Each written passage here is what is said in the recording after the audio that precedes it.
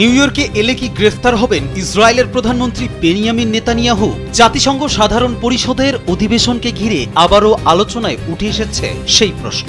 আগামী সেপ্টেম্বরে new York সফরে নেতানিয়াহু এলে তাকে গ্রেফতার করা উচিত বলে মন্তব্য করেছেন নিউ ইয়র্ক সিটির মেয়র জোহরান মামদানি। এমন তথ্য জানিয়েছে ইসরায়েল ভিত্তিক সংবাদ মাধ্যম the Times of Israel.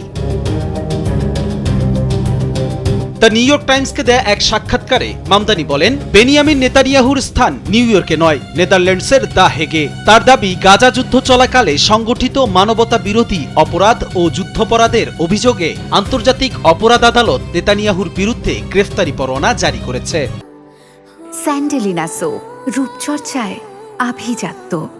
New ইয়র্কে এলে নেতানিয়াহুকে গ্রেফতার করা হবে কিনা এমন প্রশ্নের জবাবে মামদানি স্পষ্ট করে দেন, নিউ ইয়র্ক সিটির মেয়র হিসেবে তিনি বিদ্যমান আইনের বাইরে কোনো পদক্ষেপ নেবেন না।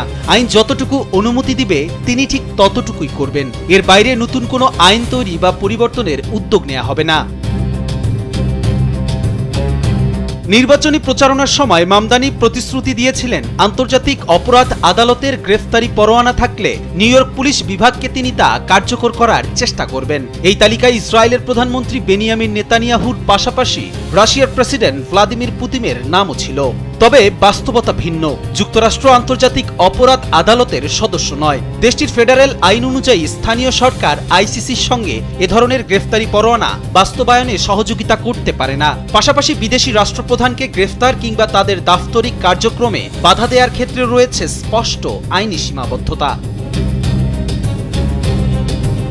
গাজা যুদ্ধ চলাকালে সংগঠিত কথিত যুদ্ধাপরাধ ও মানবতা বিরোধী অপরাধের অভিযোগে গত বছর বেনিয়ামিন নেতানিয়াহুর বিরুদ্ধে গ্রেফতারি পরোয়ানা জারি করে আন্তর্জাতিক অপরাধ আদালত। তবে শুরু থেকেই এসব অভিযোগকে ভিত্তিহীন বলে প্রত্যাখ্যান করে আসছে ইসরায়েল। সাক্ষাৎকারে গাজা ইস্যুতে নিজেদের অবস্থান স্পষ্ট করেন জোহরান মামদানি। তিনি বলেন, যুক্তরাষ্ট্রের বর্তমান গাজা নীতিতে পরিবর্তন আনা জরুরি, আর ভবিষ্যতে কোনো প্রেসিডেন্ট প্রার্থী যদি তার সমর্থন চায় তাহলে তাকে ইসরায়েলের প্রতি যুক্তরাষ্ট্রের সামরিক সহায়তা নিয়ে নিজের অবস্থান স্পষ্ট করতে হবে।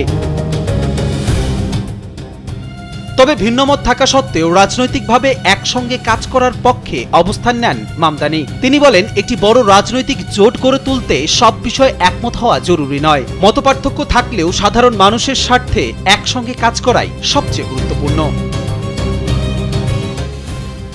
কবির চৌধুরী, জয়, কালবেলা।